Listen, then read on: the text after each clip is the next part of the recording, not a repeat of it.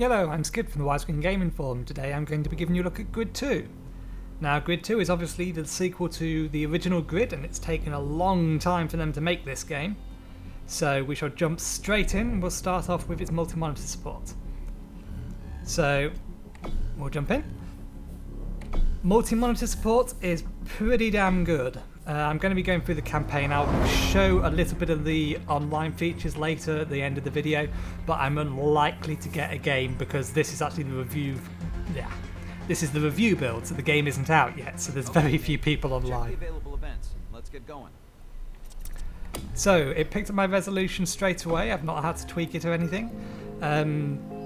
All of the HUD, all of the UIs are all centered. We pop into the graphics options. So yep, there's my resolution. It was in there straight off the bat. Aspect ratio is set to auto. This should be 60. I'm not sure why it's 59, but it's not a massive problem. My DX Tory tells me that the video is actually running at 60 frames per second anyway, so I'm not sure why it says it's 59. I've got it on 1x anti-aliasing or 2x anti-aliasing, and otherwise all of my graphics settings are as high as they will go. And I've just changed that one down. I've not turned these on because they're Intel specific, so I'm not entirely sure whether or not my graphics card will actually handle them, so I've left them off for now. But yeah, so other things to note, I am using a steering wheel. I've got it mine's a force feedback steering wheel, so all of these settings here will work.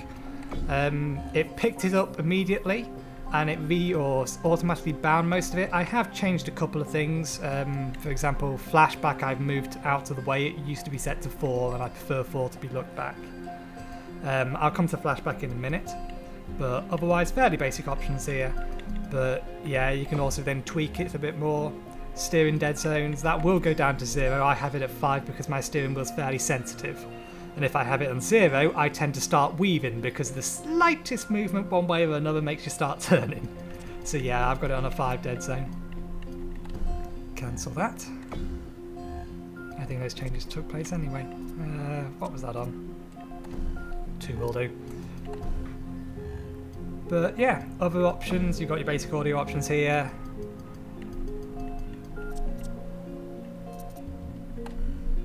And then you've also got the options to turn things off in the HUD and use different unit measurements. So I've got everything on at the minute. I'm playing it on hard difficulty. There is a level higher than this. It will go up to very hard. I'm not sure how well I do it very hard, but we'll leave it on hard for now. It's been giving me enough of a challenge on hard anyway, so. And then other things to note. Just like the original Grid, you can create your driver and you can give it a name, and you will also have audio nicknames. These are basically just short bits of audio that get attached to some of the in-game dialogues, like from your race engineer, and it adds a nice little bit of personalisation. It does add to the immersion if you can find an audio name or a nickname that's suited to you. The original Grid actually had Nathan, but the closest I've got is Nat, and Skid is not an option for the nickname, which is a terrible shame, but I can't really complain about that. They can't include every single nickname, and then the rest of this is just general details for your driver. Statistics are obvious. RaceNet is again included in this game. There's achievements as well. RaceNet is basically Codemasters online. What's the best way to describe it? It's basically sort of like a online and social interface combined into one. It's what does the stat tracking globally, and you'll join games through RaceNet. So, other things to note before I actually jump into a race. Once again, you can customise your livery. Is that how you pronounce it? And also, that isn't rendering correctly. That's better, we'll show you the side that does render correctly. It's a fairly simple system, but it's the type of system that I like. I mean, I really did like it in this particular system in the original Grid, and the reason is that if you make a change and it renders correctly, that's bizarre. It wasn't doing that earlier, but never mind. Bugs are bugs.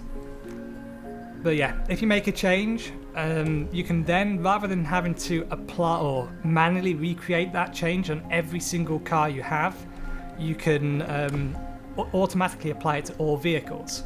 But this system actually goes one further, and you can create multiple designs and save them. So you can have a set of designs, and you can just copy and paste them between which cars you think they suit. So that's a really nice system. It also doesn't take long to set it all up. But anyway, that's all that. Now, the premise of the campaign is that you're effectively a new racing driver, and you caught the attention of a Patrick Callahan, and he is some sort of enigmatic multimillionaire that wants to set up World Racing Series, which you can see in the background in a nice, very wide projector setup. Now, his idea is basically just to create a worldwide series of races that spans multiple different disciplines to find the best racer in the world. And he's recruited you to be the star driver to try and effectively drum up interest and to try and get this running. Now, I'm on season 2 of 5.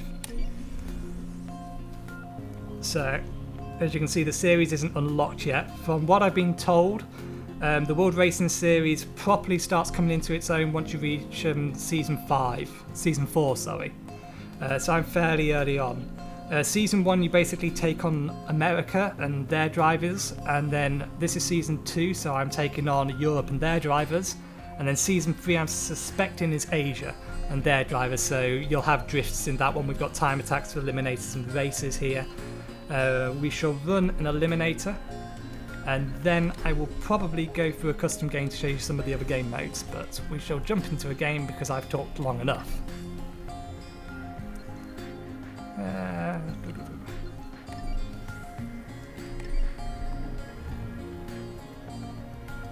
Ooh, I've got a nice selection of cars to choose. I will choose my 4-wheel drive grip car.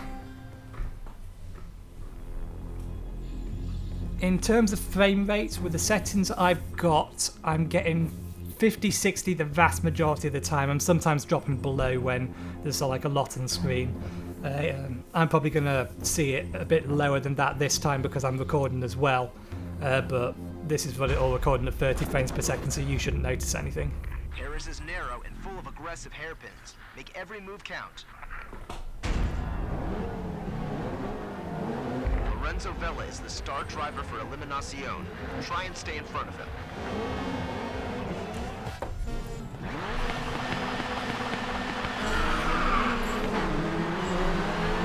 Eliminacion make it tough to fight through the pack, so make your move early.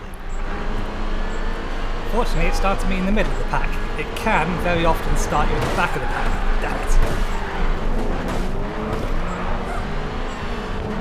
That could have gone better, but I've not ended up being penalised for it.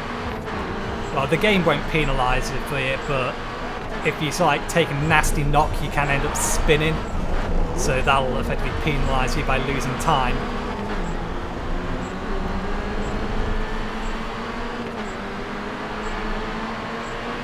Now the AI aren't... First driver has been eliminated.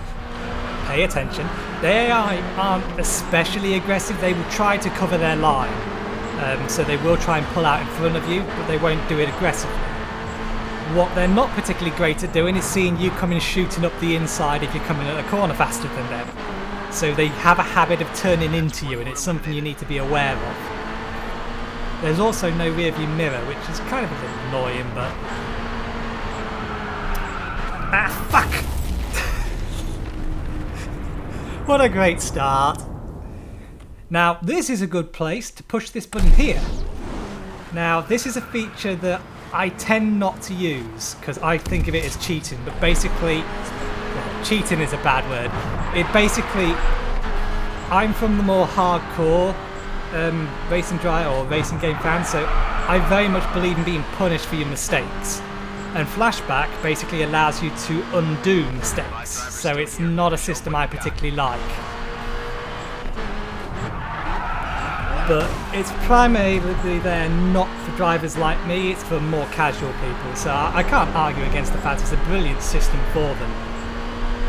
So you make a small mistake, it could ruin your race, and it's a way of mitigating it. But yeah, it's not a feature that I'm especially a fan of, just because I don't use it. But it's good that it's there again. What is a little annoying, however, is unlike in Grid 1, in Grid 1 you could actually disable it.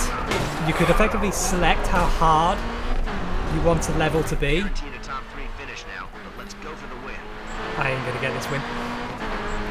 You could effectively determine how much money you got from a race by changing difficulty levels, but you could also turn off the flashback feature. But unfortunately, you can't do that in this one. The flashback feature is always there, you either just use it or you don't use it. Yeah, I'm not going to catch him. Second's good enough though.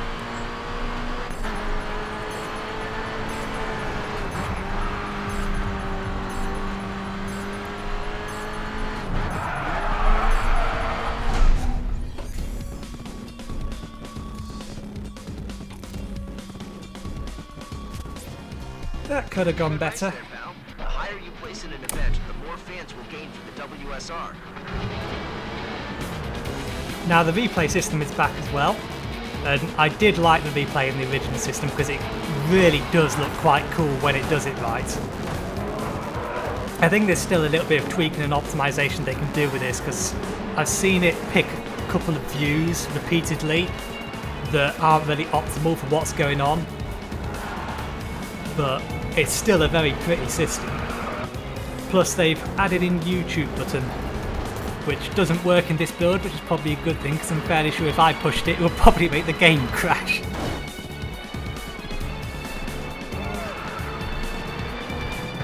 But yeah, the replays really are pretty. The game's prettier overall. I mean, this is max settings, so yeah, it looks really nice. In fact, no, let's keep going. I want to know, because I crashed here and rewound it. Is it going to show me this crash? I'm suspecting not. That's what I thought. Okay, so let's try a different race type. I'm going to pick something that isn't my bread and butter and I'm outright bad at, and something I've not actually encountered yet because I suspect I'll encounter it in Season 3. I'm going to see if I can start a drift race. Fans are basically your experience in the single player campaign. There's no crossover between the single player and second player. Everything you do in single player is single player only, and everything the multiplayer is multiplayer only. So if you've unlocked a bunch of cards, they... Terrific race. You've now got an invite to compete with Euroran. They have loyal fans all over Europe, which will make them a nice addition to the WSR. See if you can get them interested. I already done a race against them. What was I saying? Damn it. Yeah, online progress is only kept online, so if you've unlocked loads of cards in the multiplayer or loads of cards in the single player, you can't use them in the other one. So we shall start a custom race. Drift. I think I've only got one tier 1 vehicle. Tier 2 vehicle, let's have a look. I'm still fairly early on, yeah, I've only got one tier 2 vehicle.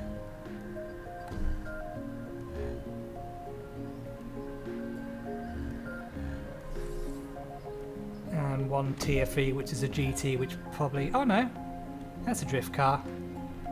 But I will pick the car that I know I can drift okay. Just because I'm going to massively cock it up anyway, I'd like to cock it up as little as possible. So let's start a drift. Tier 1 cars, 1 round, hard AI, advanced options, random order, previous race results. Ah, so you can disable them in custom events, you just can't disable them in single player events or campaign events. It's good to know. Track selection.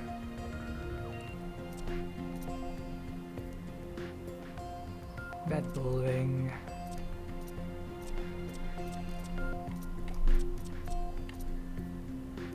Let's see if we can drift this one. This isn't actually a track I've done yet.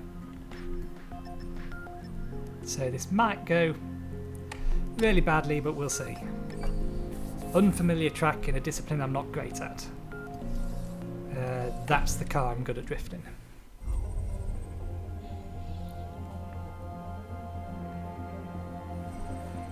But yeah, otherwise, this game does feel a lot like the original, which is a great thing because I really liked how the original felt. It's a simulation racing game rather than an arcade racing game, just so you're aware, so it's more realistic. I am using my steering wheel. Hong Kong has a lot of really steep gradients. You'll need to watch your grip and cornering speeds. Line up at the gate and wait for the lights. So yeah, if you hear a whirring in the background, it's my steering wheel. Turn in, get the power down, and hold the drift as long as you can.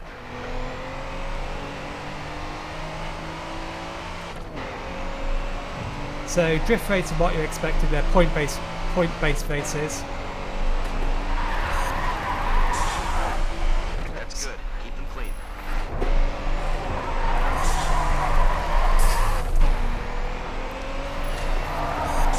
So you get points for the length of the drift, angle of the drift, speed of the drift, and you get bonus points or points multipliers if you get close to those little red bollards that I keep losing the drift before I reach.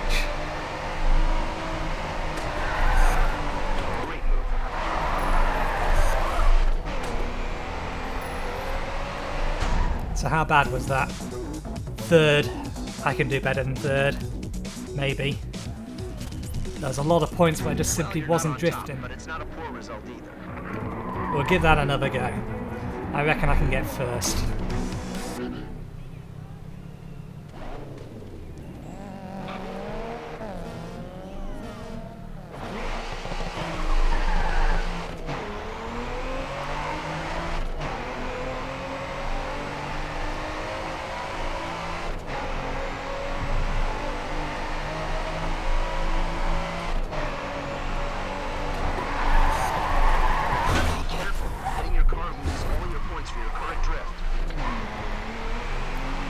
I reckon I can get first, but that doesn't mean I will get first.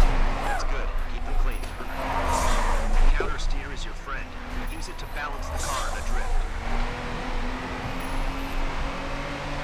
Come on, I need better drifts than that.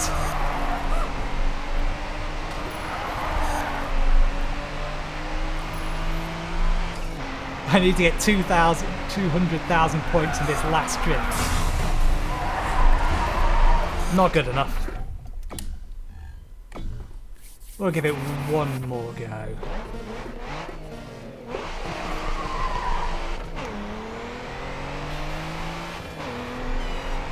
Yeah, drifting is by far my worst discipline because I much prefer grip racing, or cars that are more grippy when turning around corners, so drifting around corners is kind of counterintuitive to me. Nice drift. No, it wasn't.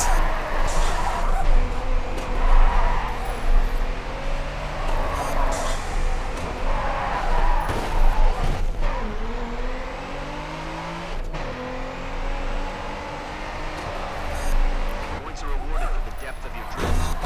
Car sideways.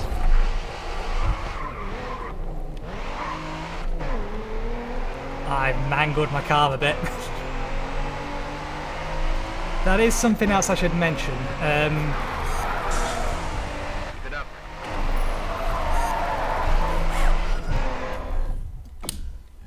Yeah. Okay, one more try.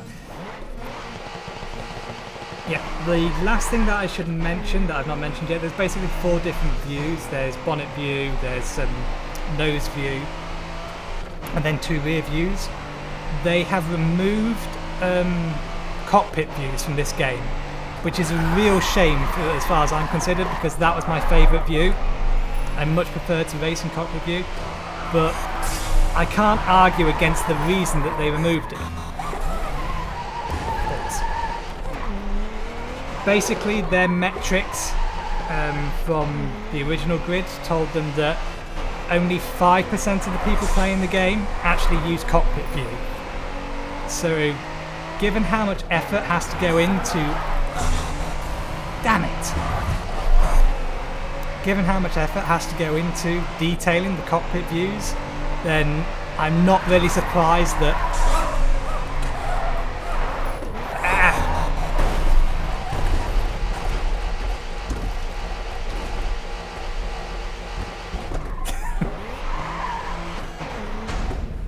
yeah, given how much detail and effort has to go into rendering cockpit views for every single car, I'm not surprised that they chose to not implement it. About this race. I know you can do better. I'm not sure I can, so I'm not going to try. So, let's see, the next discipline that I shall show you will be a live race, I think.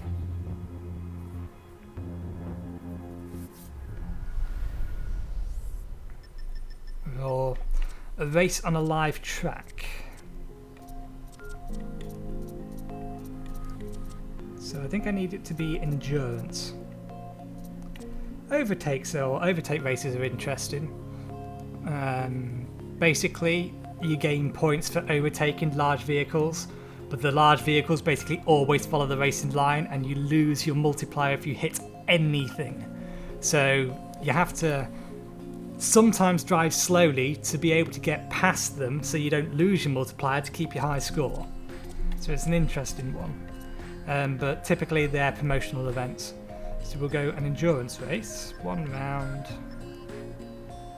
track select. Let's do a Chicago live route. Not do it 15 minutes, we'll do it 5-minute race. Yep. And because we're going to do it in Chicago, yeah, I've got a... Oh no, I can pick a grip car if I want to.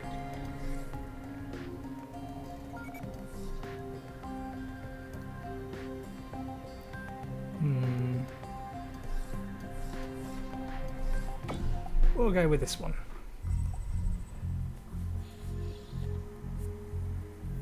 So live races are basically dynamic tracks. Chicago has a bunch of different tracks and paths you can take around it that form individual races. A live race can randomly change to go any direction. Got no way of knowing where the race is gonna go. Just focus on one turn at a time. Now, I'm in two minds about this. In principle, it's a really nice idea. The idea that effectively the tracks are dynamic and you don't know which way they're going to go. But there is a slight issue with that. They disable the mini-map. Oh, you bastard! You lost some time because of that crash. I didn't crash, someone hit me from behind. Yeah, the minimap is disabled in these types of races, which is understandable, but there's a fundamental problem with them. Basically, the track dynamically changes, or can dynamically change, so that you don't know exactly which way the track will go before you hit the corner, but you have no idea how strong that corner is until you hit it. So you don't know whether you have to brake. Get out of my way. So you don't know how much you have to brake until you hit the corner.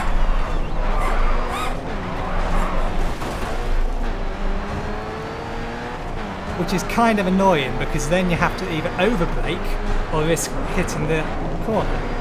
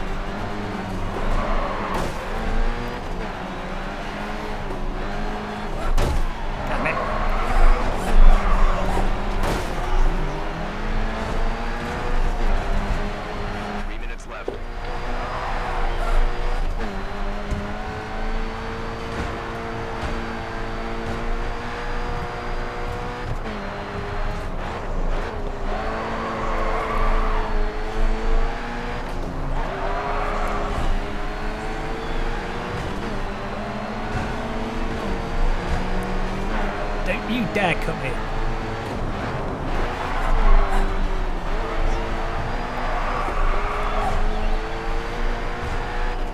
I have no idea how far ahead they are.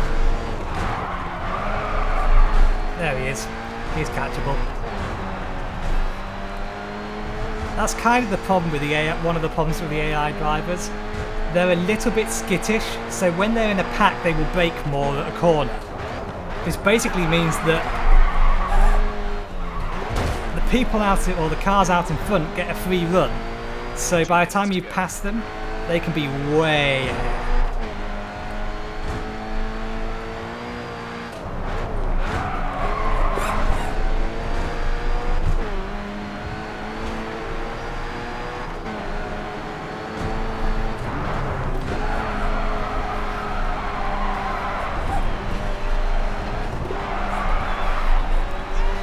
Beautifully done. See, I'm not a bad driver when I'm actually focusing. Uh-oh. You gonna cut me up? No, he's not. Gotcha.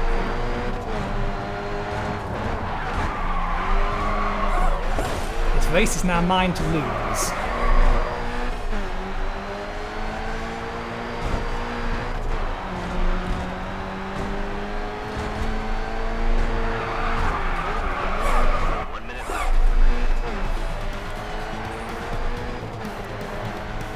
So yeah, I'm not sure what I'm thinking about the live races.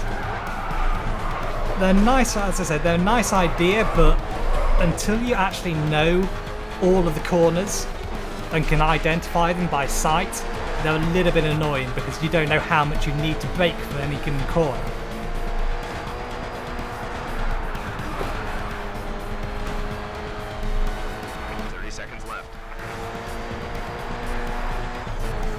This one I know is a very, very tight corner.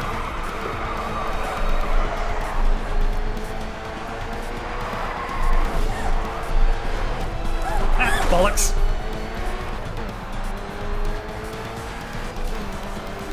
Just 10 seconds left.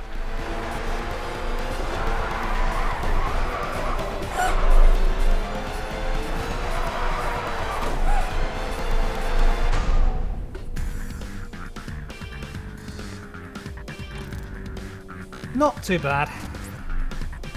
Look, I don't want your ego to expand, but that was incredible. Nah, I banged my car a bit too much for my ego to expand from that race.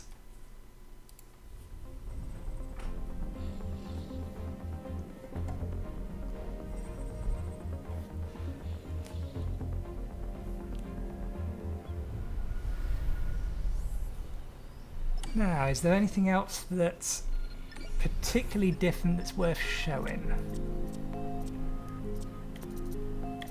Showing a race, showing a drift race.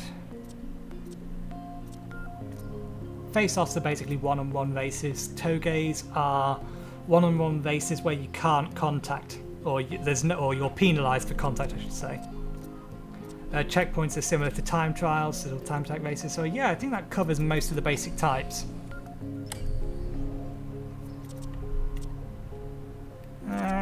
So yeah, I think I've covered everything. So I'm just going to pop onto the online system and give you a quick look at that. Although I'm not expecting to find a race, and I'm probably not going to be able to give you a race because there's a particular issue that makes it not particularly great for how I record. Online, a unique and separate game area from the career mode. Unlocked cars, customizations, and progress earned here are completely unique to the online game mode. Take a look around, and we'll explain each area of the garage as you reach it. Welcome to the online customization area.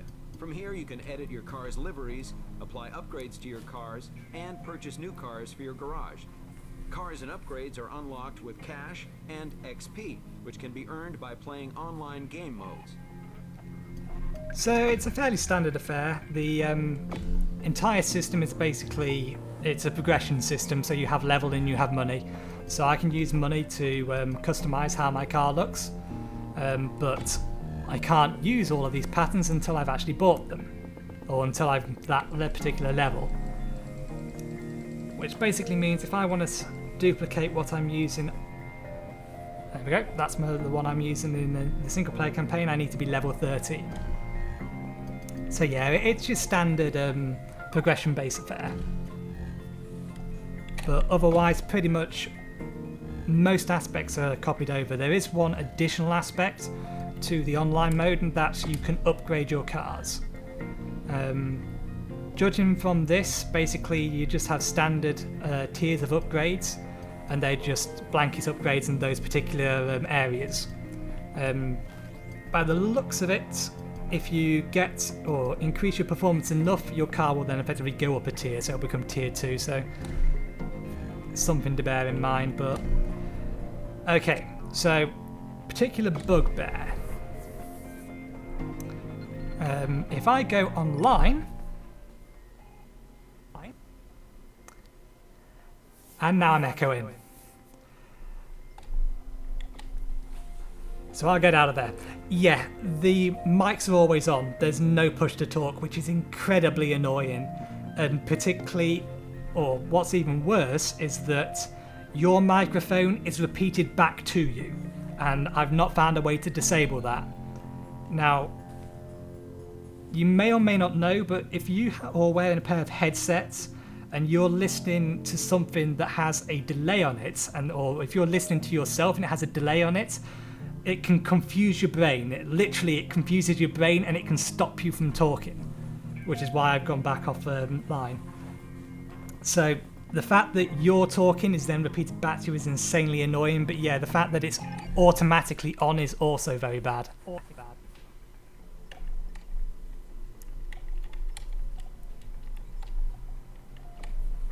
But yeah, I'm not actually going to show an online race just because there's next to no chance that I will find one, and if I do, the mic's always on, so I can't comment on it because you'll be hearing myself twice. Hearing myself twice, you'll be hearing me twice. It'll be echoing back, so yeah, that's not ideal. But I think that pretty much covers everything. It is definitely an improvement in the original game. It feels like the original game, but it feels like a step up from the original game, which is exactly what I wanted from, or is exactly what most people want from a sequel. They want it to have the feel of the original, but be more. So yeah, it definitely accomplishes that. Multi-monitor support is absolutely brilliant. I've seen no issues in this particular version for multi-monitor support. The game is horizontal plus, everything is centered. It just works fine out the box, no messing around needed. So yeah, definitely liking it. This game will be out on Tuesday if you're in America, and then it'll be Friday if you're in the UK. I'm not sure about the rest of Europe. But yeah, if you like your racing games and you have a multi-monitor system, this is definitely one you should check out. And with that, I will leave it there. So thank you very much for watching, and I shall see you next time.